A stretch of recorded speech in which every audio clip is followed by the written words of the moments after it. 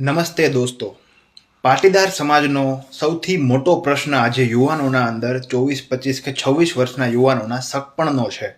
આ વાતથી કદાચ કોઈ અજાણ નથી, કદાચ કોઈ આંખ આડા કાન પણ ના કરી શકે. અને જો મારી ભૂલ જ થતી હોય તો માફી પણ ઈચ્છું છું. કદાચ કોઈને ખોટું લાગે તો પણ માફી ઈચ્છું છું. પણ આ વાત વાસ્તવિકતા છે. વાસ્તવિકતાને આંખ આડા કાન કરવાથી ક્યારેય વાસ્તવિકતા બદલાવાની નથી. મારી આજે સુરતના અને એક અમદાવાદના વડીલ સાથે ખૂબ અડધી કલાક જેવી વાત થઈ અને વડીલોએ મને ધ્યાન દોર્યું કે તમે જો વિડીયો સારા વાત કરો છો તેમાં તમારી એક આ વાત આજે એડ કરજો, જેથી કરીને આપણા પાટીદાર સમાજના વ્યવસ્થિત સુવ્યવસ્થાપન જળવાઈ રહે. કારણ કે યુવાનોને આજે ભીતિ છે. 25 વર્ષનો યુવાન થાય એટલે તેના ઉપર માનસિક, શારીરિક, સામાજિક તમામ પ્રકારના પ્રેશર આવતા હોય છે કે ભાઈ સગપણ નથી થતું, કોઈ છોકરી બતાવતા નથી, બાયોડેટા આવતા નથી. તો આવા 1000 પ્રકારના પ્રેશરથી આજનો યુવાન ફક્ત ને ફક્ત એ ગામડું કે જે ગામડામાં પોતાના મા બાપને તાંસળી ભરીને દૂધ, થાવડી ભરીને છાશ, કટોરો ભરીને માખણમાં રોટલી લબોતતા આપણે જોયા છે. તે મા બાપને આપણે અમૂલની છાશ, અમૂલનું દૂધ અને પંજાબી દહીંના પેકેટ જેવી વસ્તુઓમાં આપણે સંકોચાઈને મૂંઝાતા ઘરની એક રૂમ અને રસોડાની અંદર સમેટાઈ ભર્યું જીવન જોતા આપણે જોઈએ છીએ. આપણે હર વર્ષ જોઈએ છીએ કે ગામડાની અંદરથી 10% લોકો પોતાના 2 વીઘાના ફળિયાને લોક મારે. એ લોક પણ એટલો હોય છે કે એટલો મોટો ગેટની અંદર પણ નાનકડો લાગતો હોય છે, છતાં બી મારીને શહેરની અંદર એક રૂમ રસોડામાં પોતાનું જીવન વ્યાપન ચલાવતા હોય છે.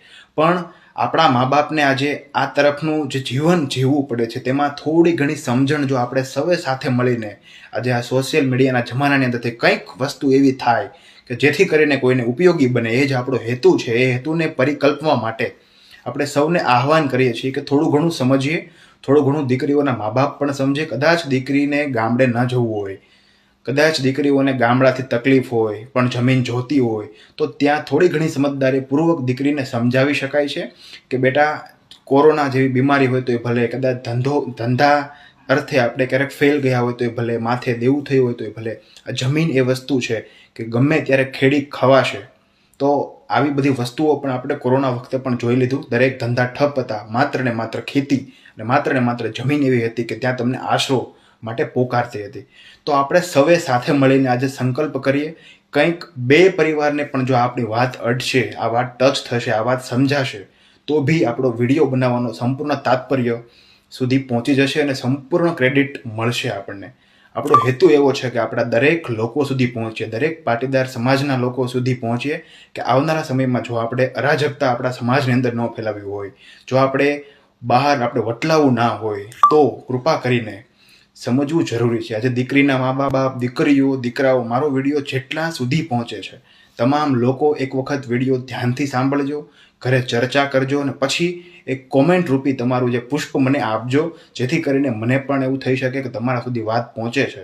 ખાસ કરીને આપણા વિડીયો બનાવવાની તાત્પર્ય આ તમામ બંને વડીલો સુરતના અને અમદાવાદના એના ફાળે જાય છે. તેમને મને આંગળી ચિંધાનું પૂર્ણ બતાવ્યું છે અને મેં આ વાતને રજૂ કરી છે. જો વાત રજૂ કરવાની જે યોગ્ય લાગતી હોય તો તમે શેર કરી શકો છો, જેથી કરીને તમામ લોકો સુધી પહોંચી શકે અને આવા ને આવા આપણે પ્રેરણાદાયક વાત કરી શકીએ.